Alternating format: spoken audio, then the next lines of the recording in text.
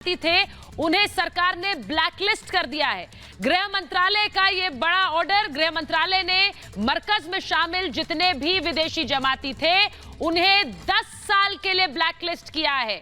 10 साल के लिए ये विदेशी जमाती भारत नहीं आ सकेंगे। मरकज मामले पर केंद्र सरकार की यह बड़ी कार्रवाई है।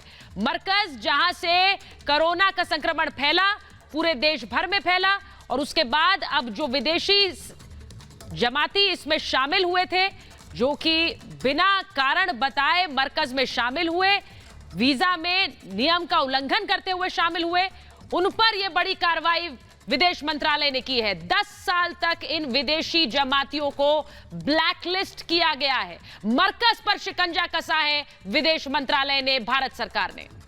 तो बड़ी खबर इस बीच आ रही है, आपको बता दें कि दरअसल ये जमाती ट्रैवल वीजा पर धार्मिक काम कर रहे थे, विदेश से आए थे, इसलिए इनके खिलाफ एक्शन हुआ।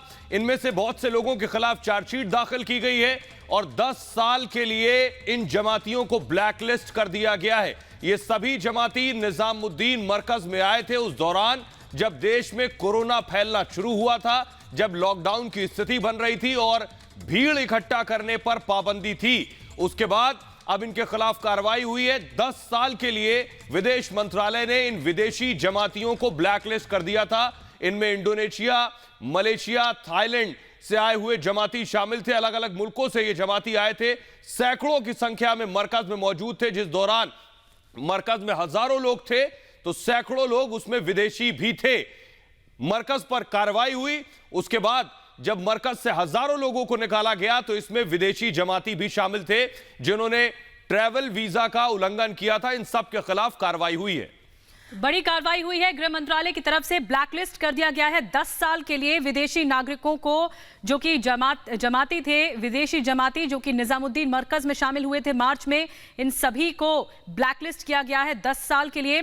और मार्च में अलग अलग देशों से कई विदेशी जमाती शामिल होने भारत आए थे, दिल्ली के निजामुद्दीन मरकज में, और मार्च में आए थे। उसके बाद से ही जब कार्रवाई हुई तो मरकज से 2200 से ज्यादा जमातियों को बाहर किया गया था। फिर उनको कई लोग कोरोना पॉजिटिव थे जो अलग अलग राज्यों में गए।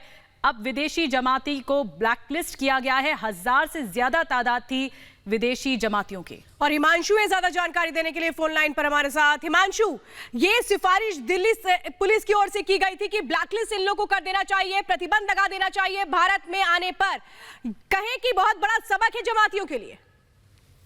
बिल्कुल बिल्कुल, देखिए दिल्ली पुलिस ने जो अपनी चार्जशीट फाइल की थी उसमें गृह मंत्रालय से सिफारिश की थी कि इनको ब्लैकलिस्ट कर दिया जाए, और ये इन्हें सिर्फ अभी के लिए ब्लैकलिस्ट नहीं किया जाए, इन्हें कम से कम 10 साल के लिए ब्लैकलिस्ट कर दिया जाए। हालांकि दिल्ली पुलिस का ये कहना था कि हमेशा के लिए इनको ब्लैकलिस्ट कर दिया जाए, लेकिन फिलहाल जो हमारे पास जानकारी आ रही है उसके मुताबिक लगभग 10 सालों के लिए ये जो जमाती हैं जो कि विदेशों से आते थे, विदेशी नागरिक थे, इन पर जिस तरीके से इन्होंने पूरे देश भर में कोरोना को फैलाने का काम किया और जिस तरीके से लगातार अन्य कई गतिविधियों में भी जमात के लोग पाए गए हैं, तो उसके चलते गृह मंत्रालय ने अब यह फैसला लिया है कि इन तमाम जो विदेशी नागरिक थे जो कि देश में आते थे, मरकज में शामिल होने के लिए आते थे, उसके अलावा और भी कई एक्टिविटीज में वो हिंदुस्तान में आया करते थे, उन तमाम विदेशी नागरिकों को जो जमाती हैं उन सबको लगभग 10 सालों के लिए ब्लैकलिस्ट कर दिया जाए।